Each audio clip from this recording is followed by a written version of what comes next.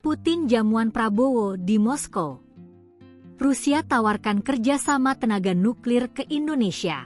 Mengenakan setelan jas bergaris, Presiden Prabowo Subianto disambut hangat oleh Presiden Rusia Vladimir Putin di Moskow. Putin mengucapkan selamat datang kepada Prabowo yang sedang melakukan kunjungan kerja terkait kemitraan strategis antara Rusia dan Indonesia. Pertama-tama, Putin menyampaikan belasungkawa atas musibah banjir yang merenggut ribuan jiwa di Indonesia.